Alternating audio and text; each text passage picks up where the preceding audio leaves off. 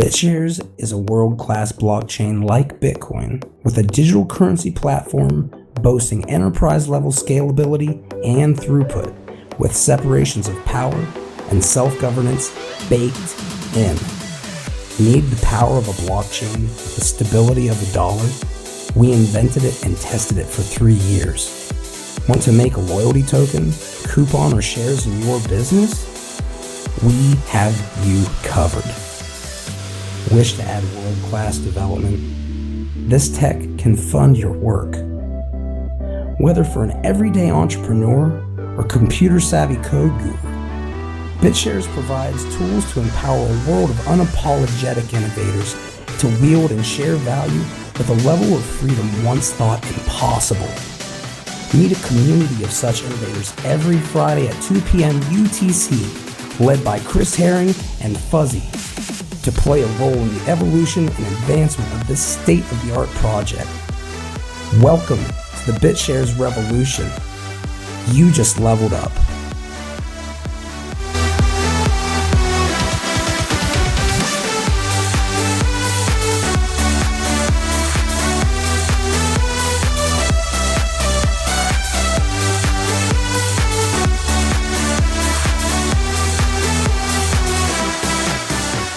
Welcome everyone to another BitShares Hangout on the Beyond Bitcoin Network. Today is Friday, April 14th, 2017, and I am Fuzzy, who will be moderating this group discussion today. We get together every week, or we attempt to get together every week, in hopes of organizing and coming together as a group to find some means of not only talking a little bit about what's going on in the current events in the BitShares ecosystem, but also finding ways of making calls to action to move forward and improve BitShares over time, and to utilize and help to adapt the tools that it gives us to make a stronger community, and also obviously to empower that community to make our investment in this infrastructure pay off as much as possible to the rest of humanity and those who help to bring it to us. So with that, we get together every week and we talk about a lot of issues that are pertinent at the time. And if you are somebody who is just listening in, thank you first off for finding us, and thank you as well for having the patience to listen to us and find out what's going on in this little ecosystem here, this little gem of an ecosystem that's kind of hidden to a large degree to a lot of the people in cryptocurrency. But also feel free to join us and become part of our community, and even join us live and become part of this hangout. You're more than welcome to do so. Now, with that said, we get together to cover various issues, and Chris is normally the chief moderator of this hangout. I kind of take the right-hand man side. I kind of help behind the scenes and maybe co-mod at some points. But Chris is in the middle of some pretty big business stuff today. He says that it's very good news. I could not, unfortunately, get him to tell me too much more. I tried slyly to get a little bit more information from him. He assures me it's very good news, and that though he cannot talk about it yet, he would love to talk about it, and that he will be trying to be back next week, at which point he should be able to give us some updates. So with that said, I'm going to be here today for Chris. Chris is planning on being back here next week, and we do have an agenda that was kind of, I don't want to say crowdsourced, it was run by the community of the attendees here today to ensure that that we're covering everything that they feel is important and on their minds right now. That agenda is going to be starting out with marketing. We're going to then move on to interest rates on anything being brought back to BitShares. Adjusting fee distribution will be the next one, followed by proposed effects of changes in distributions on referrals. And Brindle, you had another one, but I got kicked out and my list is not there. Can you tell me what your fifth one was? Stress testing the governance model, particularly the worker proposals. Okay. And the final one, I'll edit that stuff out. The final one, stress testing the governance model, and maybe a little bit of conversation about looking at the work group proposals and how we can maybe push those a little bit further. So with that said, I just want to make it clear to everybody who's here, feel free to speak up at any point in time. Don't consider me to be the only person who has to speak. This is the BitShares Hangout. So though I might direct you back onto the topic that we have on the agenda, feel free to speak up as much as you feel comfortable and participate in the discussion and our community's self-governance. Now, with that said, we're going to move on to the marketing portion, and I can give you some updates from my end on the marketing portion. We had the Hangout Wednesday at 9 o'clock, which was approximately 2 days ago. Well, 36 hours, somewhere around there now. And we had about 2.5 hours. It was a private meeting.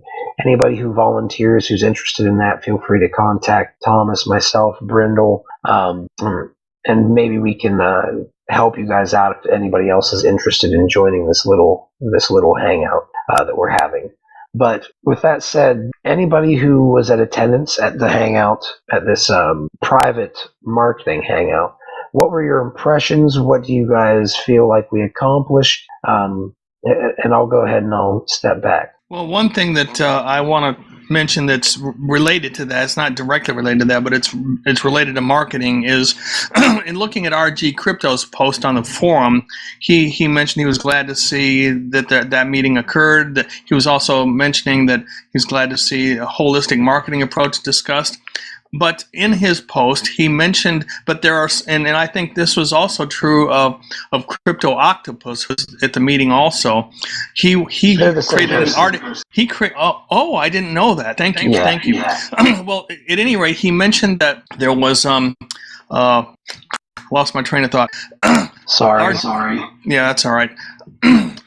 The idea of a holistic marketing plan. Well, how can you have a holistic marketing plan if you say there's some things you want to do quickly? You know, he's mentioned an advertising campaign both in his Steemit post as well as his post on the forum, and he's suggesting that maybe we should do some things immediately. Well, that's, in my view, not very holistic. That's very compartmentalized to do something piecemeal like that. Now, I'm not saying that we shouldn't do it, but I think we should discuss it and plan how it's going to be done. Make sure that we make sure that it fits in with what we're going to do after that for the longer term. I'd like to see some type of roadmap on what we're going to be doing. And Solomon mentioned on the forum that 6 months would be a very good time to have a marketing campaign where you can get some feedback and have a good assessment of what you're doing in the marketing realm. So I think that might be a little long, but I'll certainly be willing to defer to more expertise like he has. But I do think that before we do anything, even an ad campaign, because we're not ready if we brought a whole bunch of people in from an ad from CoinMarketCap, are we going to not alienate them if they come here and can't, they struggle to get what they want done here? So we want to make sure we're prepared before we do anything, I believe. And I'm not talking about a long-term, long drawn-out planning process. I'm thinking maybe 1 or 2 weeks of planning, and then we'll have a good basis for which direction we want to go. That's my take. I'd like to. Oh, sorry. With regards to marketing, I was just. Sorry.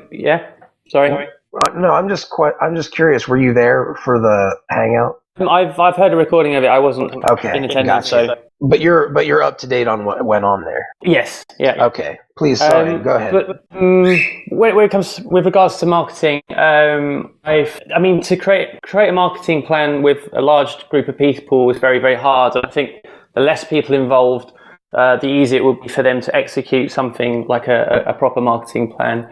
And we do need a good marketing strategy with a long-term strategy and stuff. And that will take a while to plan and roll out. But in the short term, I don't see any harm in somebody like Cryptoctopus, who's got experience in marketing, just to go ahead, create a small worker proposal and just start bashing out some ads tomorrow. I think lots of people would vote for that, and if it amounts, he could do it for a month, see how it goes. If he does well with it, then he'll gain people's trust, and then people will trust him with a larger budget in the future, and leadership in marketing can develop naturally that way, and Yeah, I want to agree with both Johnny Bitcoin and Thomas in certain parts. In holistic marketing, you do look at the product development. So, yeah, if the product is not ready, that's very important. But there are other things in holistic marketing which are impossible for a large group of volunteers who aren't the actual owners in total of the platform to achieve. Holistic marketing requires you to fire employees or not hire them in the first place unless they're totally on board with everything in your system. It is a totally top-down approach, and the group that got together to do some marketing had, Fuzzy was there, but it's a bit, somewhat of a whale in BitShares, but we're not. We can't make decisions. So, and one thing to remember about marketing and talking about all these people with experience is marketing is it's a soft science. And marketing in crypto, there's no data behind it. There's no science. There's no success stories. If we want to be rational, if we want to be scientific, we need to do lots of little experiments. So that's why I talk about stress testing the worker proposal model. Can we get lots of little worker proposals up there? I was talking at the Mumble session on marketing about the Jackalope Fest coming up in August, or for that matter, Pork Fest in New Hampshire coming up in June, of having a presence there. And one thing that has occurred to me since then is that even a smaller proposal would just be to get kits ready that have banners and written material and things that going to something like that would need. Maybe a wallet on a USB stick that boots up securely. Something that we could have, one for Europe, one for Asia, one for the US, a marketing kit, and then anybody going to something like that could have it shipped to them to use there. So that would be a Cryptoctopus's split testing of ads and the experience he has in that. There's no reason not to get started with those kinds of things, as Johnny Bitcoin was saying. So I agree with Thomas on we need to look holistically at improving the product, and I agree with Johnny Bitcoin on we need to start doing some small tests right now and really get some data on what works and really see who does have expertise. How can we determine who really knows what they're doing if we don't let these little experiments run and give people a chance to say, see, this little idea I had did work? Yeah, to answer that last question, we can see from other arenas that these people have operated in. I mean, our little microcosm in the crypto world is not a good test bed to gauge whether somebody is effective at marketing. I think you can look at other experience that they have amassed from in other arenas to gauge whether they're going to be very good. That's just that one question I'll answer there. Sure, and I would just point out that in other arenas, and Solly's not here to defend himself, but I don't really. The most successful thing I see that he's done is convince the BitShares to fund his project. I don't see a huge history of anything big. He sent us a 10-second video at the end of the last meeting, which didn't have anything to do with. I don't know what that was. That was for Solly. He's showing you guys what he's doing for his project. Now, despite regardless of where you stand on Solly and that stuff, where do you guys think? It sounds to me like if we sum things up before I ask you guys what you think, because I think you guys will agree with me here. You guys are saying that we need to, Brenda, you're basically saying we need to do something. We need to, it's like we're walking around with this worker proposal system. We're walking around with a sheathed sword and we never pull it out of its scabbard. So it's almost like, we're not really using the tools that we're given. And you're saying, let's kind of use some of these workers to figure some of this stuff out and test some stuff and maybe find a baseline from which we can go. And Thomas, you're kind of saying that we need to have a group that's forming up, that's going to be doing this stuff, but we also need to have a plan. Yes, and that's my focus is to have a. So I really think that's before we go off and do anything, without having a preparation for, like on the receiving end, if we do bring people in from these little quickie experiment thingies that people are suggesting, and they come here, are they going to just go away in disgust? I mean, I think we already can see that that's what we've been doing. There's been lots of individual efforts of various types, over the last year. They're not anything major, but they're bring people in to some degree, and yet we haven't had traction. So, I mean, there has been a number of little experiments, and I just like to see us get a smaller group together, because I do agree with Brindle that maybe it was Johnny, but that a big group is just too chaotic. It's just too difficult to get a consensus in a group like that, and I do think we need to have a smaller size in order to cut down on that. But I'm very flexible, and I think everything's worth considering at this early stage and how we're going to go forward. We just need a plan to do it. If this was a company and you needed to market it, what was the first thing you guys would do right now? Well, Thomas's point about looking at improving the product, again, is a worker proposal issue. There are lots of little worker proposals that could improve the product, and that's what we're talking about with the interest rates, bringing interest back to bid assets or other things. So it's that idea of doing experiments in worker proposals works on both marketing and improving the product to make it easier to market. So to answer your question, Data, I would say, you take a step back and say, can we improve the product before we start marketing it or while we're marketing it? Here's what I think we should do. Lots of quick people just making lots of small worker proposals, so it doesn't cost us too much, and people can prove themselves with worker proposals.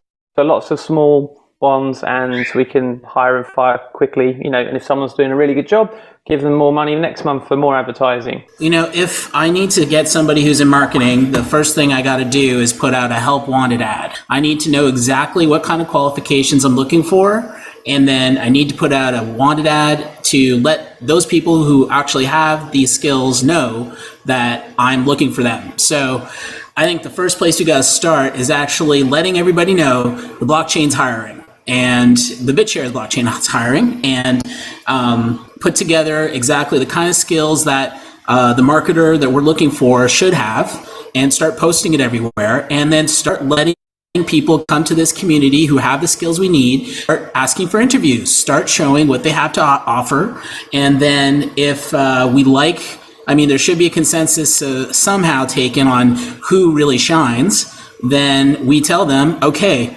or maybe even have somebody in the community help them out with setting up a worker proposal that's going to pay them. And then that way, we're not just dancing around, well, what should we do? We have somebody who's coming along who, is showing us an opportunity of how we can do it. And I will say, one of the things that we offer is that the blockchain can hire you. The people who hold tokens can hire you. And there aren't many other chains that can say that. That's right there, a selling opportunity for that demographic. Does anyone know how much Dash pays? How many worker proposals or whatever they call them in Dash they've got running at one time, for marketing? That's a good idea to get that information. I might be able to see if I can get some of that information. I think it's actually public on their blockchain in terms of what the master nodes have approved for various marketing efforts. They have a huge budget now, so it wouldn't surprise me. It's quite an expenditure. It might be beyond what we can do, but it'd be a good thing to find out. That's a good idea.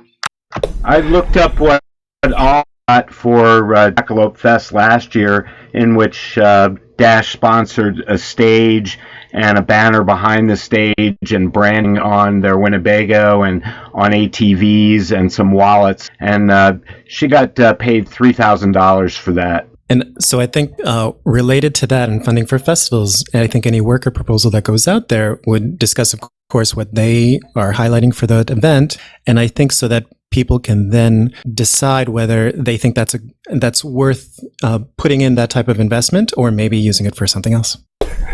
I just did a Dash proposal in their last funding round, and I can answer any specific questions if people have those. Do you know what is the Treasury split up into segments, like one for marketing and one for or even breaking marketing down into multiple approaches? Do they break it down so that we kind of have an idea of how much money the overall thing is versus individual proposals, like the Jackalope thing that mentioning?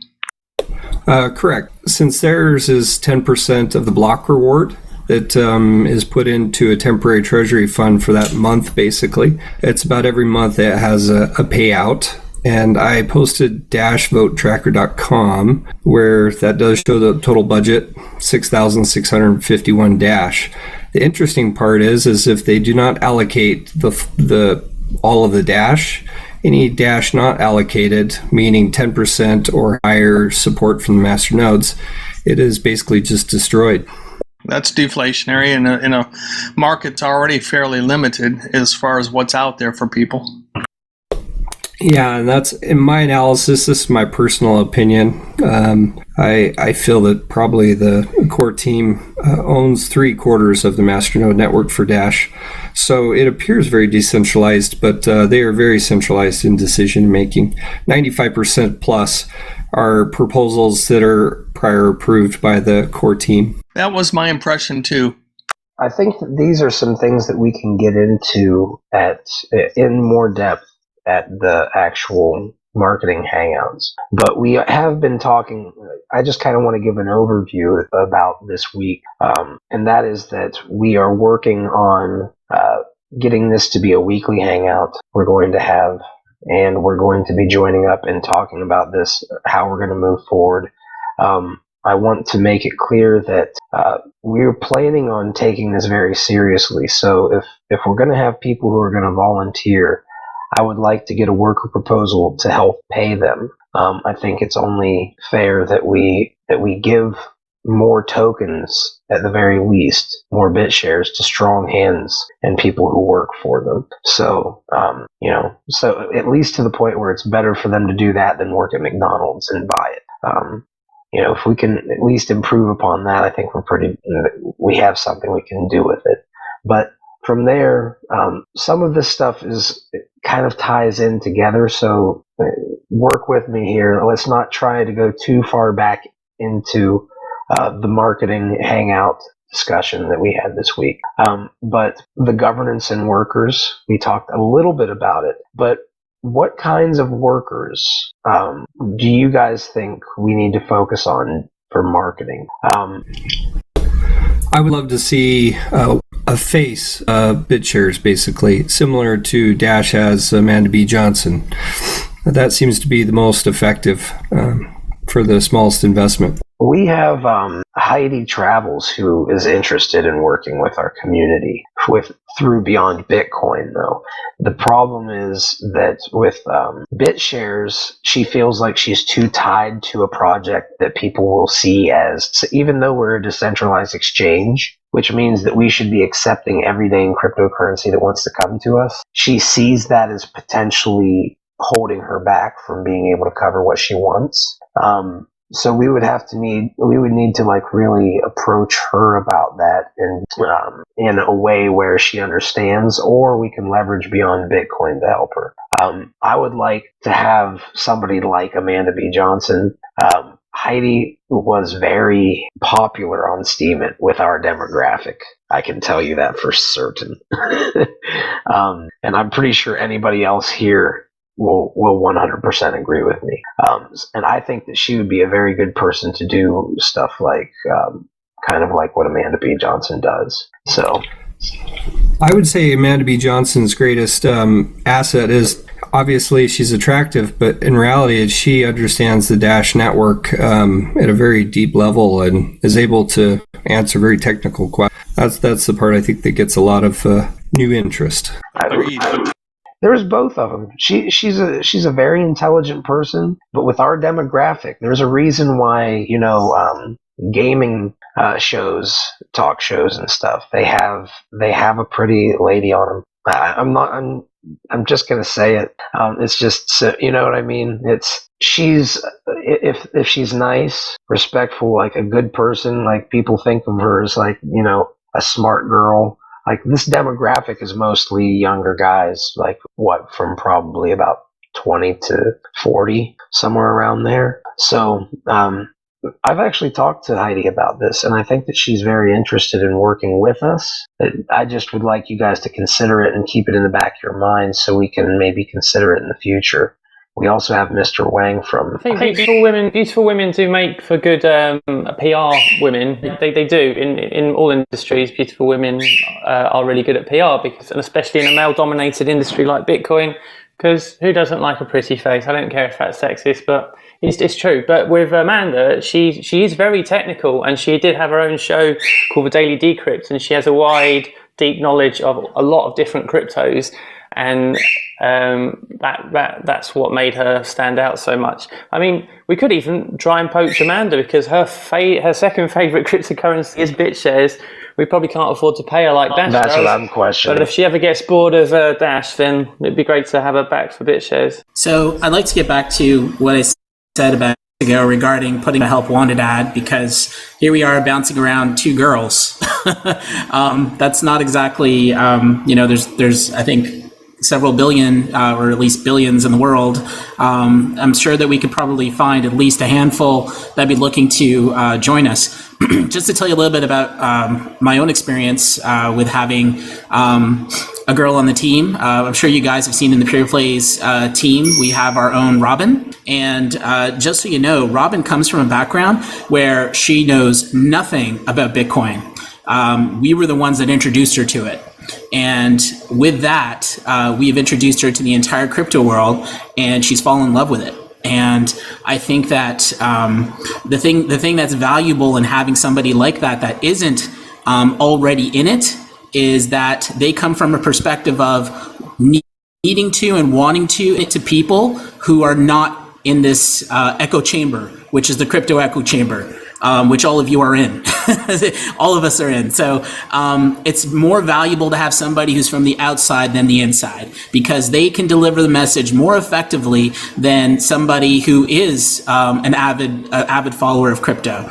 And I can tell you with Robin, she only started recently, and in the time that she's been here, which hasn't been very long, she's definitely taken on to the concepts very quickly. And with that, she wants to be able to take those concepts and be able to deliver them in a way that people who are not in crypto can understand. So if they're also not in crypto and they're getting that message, the people in crypto are going to understand it too. So I would urge everybody to consider again putting out a help wanted ad, saying we're looking for a spokesperson, the kind of things that we're looking for, and see where that goes. Start having interviews. I think the key thing people seem to be talking about here is, do we want a large centralized worker proposal where there is one marketing person with a big budget to spend, or do we want lots of small worker proposals that people can actually vote on and decide whether they think it's worth the money or not? Well, I don't want to go too far back into the marketing,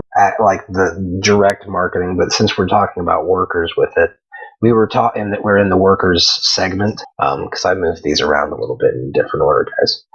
But what we were talking about was having a group of people who would meet in kind of like a hangout. It would be recorded, and they would have a pool, they'd be kind of like the committee, but for marketing. Because we've talked about this in the past, how, if you've got a company, you've got people or groups of people who are essentially over various processes within the company, right? And one of those would be the marketing. And we could literally have a hangout where people can listen to the marketing hangout every week and see, this Bob went in and he has this idea. He's going to do this with the marketing budget. And he wants to go to this committee and ask them if he can withdraw X amount of what's in the fund. And he wants to show everybody what he can do, and if he can, he's got this proposal. But we would have a pool that maybe a multi-sig account that would have a small committee that would be attached to it.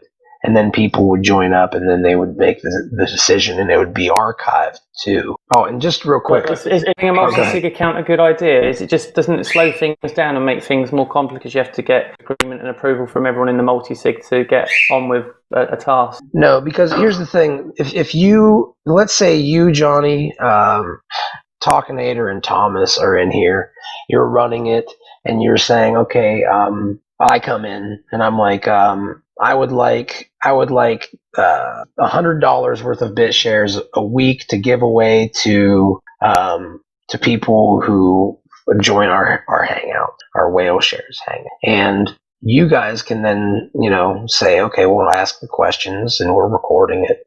And then at the end, you're all there, right? So you just all sign and the transaction goes through right at the end of the Hangout and the money's sent, right? Or a portion of it. The idea is the multi-sig account would not be a huge group. It would be a small group, 2 or 3 people, just a small, less than 5 people, I would suggest. But we'd figure that out. But yes, it would have to be a small group because you can't, everybody's pretty much in agreement. You can't make big decisions in a large group. So we definitely need to have, if it's going to operate that, it's going to have to be a small subset that's put into that position. But I also like the idea of, I really...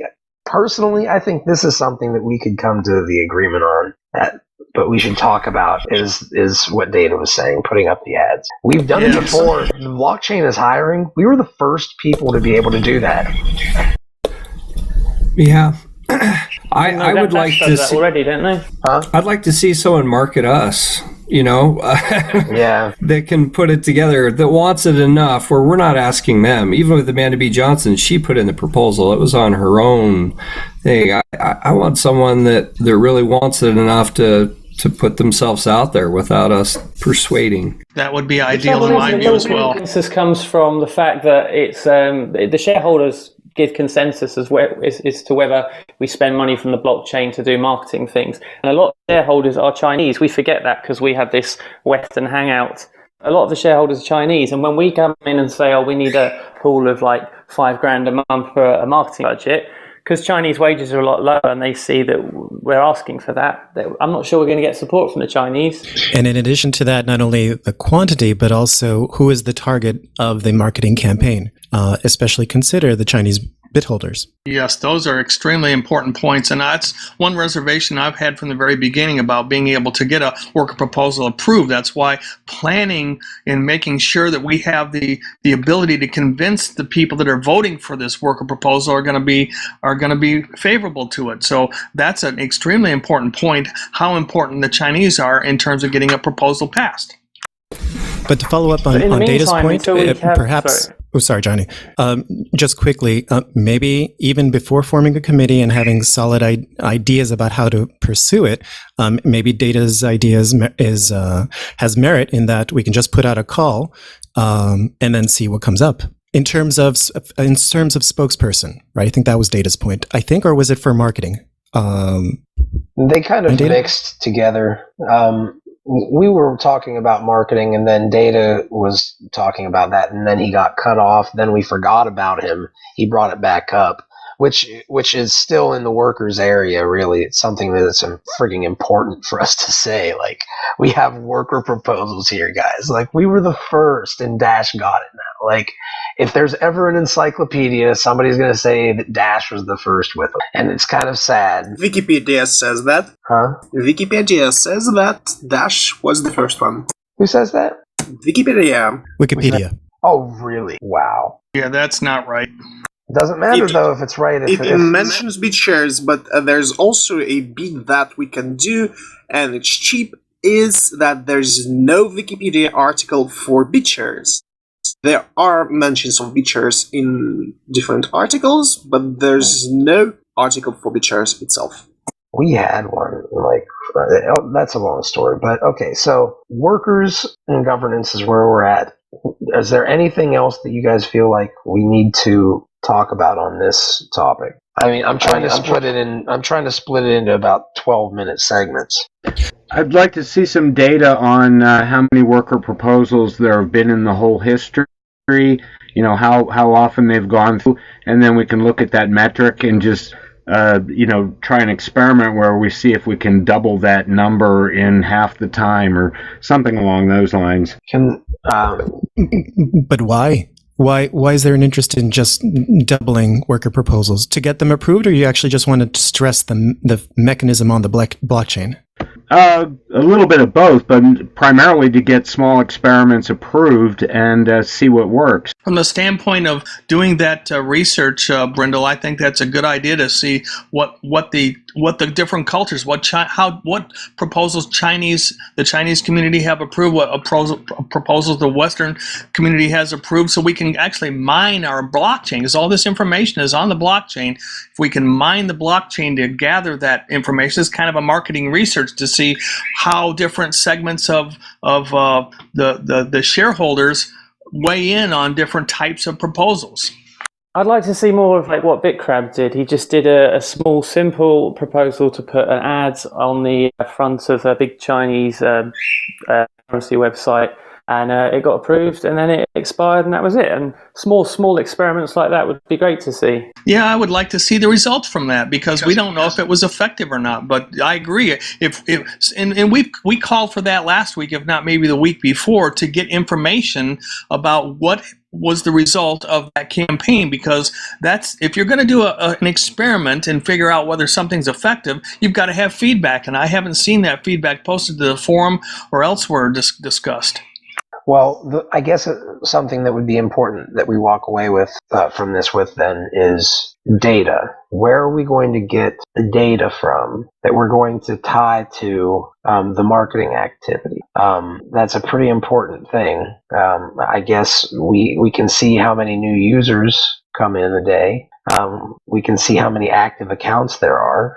We can see the volume on the DEX might be somewhat correlated. Well, I guess I would assume it would be correlated. Yeah, we need a programmer or somebody that's familiar with the toolkit that they can put together a Xerox would be a candidate, because he's so busy. I don't think he could do it. I don't know about you, Johnny. If you could put together any type of a mining exercise with the toolkit, with the API to kind of mine some of this data and get these answers. I think with marketing, this is the trouble. There is no way to quantify the results of certain marketing campaigns. It is a very wishy-washy industry, and it is hard to say, oh, this campaign produced this result. You never know what produces the results. It could be something else that you're not aware of. Well, true. I was actually speaking of looking at worker proposals that have been passed. What have been successful in terms of getting work passed through there. So that's the mining I was talking about, not about how effective the campaign is for what the worker proposals are trying to do, but the actual worker proposals themselves. This goes to Brindle Swan's suggestion that we vet out and make sure that the worker proposal mechanisms, et cetera, are working well. Well, I don't really think we need to do that myself, but that's where this comment is directed towards that idea. Yeah, I don't know necessarily for next week, but I think I could try to get you some numbers to answer that question. That'd be great. Although I'm not sure how we would categorize it. In terms, we could tabulate all the worker proposals that were out there, which ones were approved, how much was spent on it, but I'm not sure if your question is which ones were approved and which ones were not. I'm not sure how we would categorize that. Unless we also go in and start tagging each proposal as, okay, this was a technical proposal and this was another type of proposal. Well, isn't all that information on the blockchain? The whole nature of the proposal, or not? Yes, they're there, but for example, they're just textual descriptions. So we know which ones were proposed and which ones were approved, but how else might we break that down? Well, you could break it down by who made the proposal. Like, are they from the Western side of the camp or the Chinese side or some other side?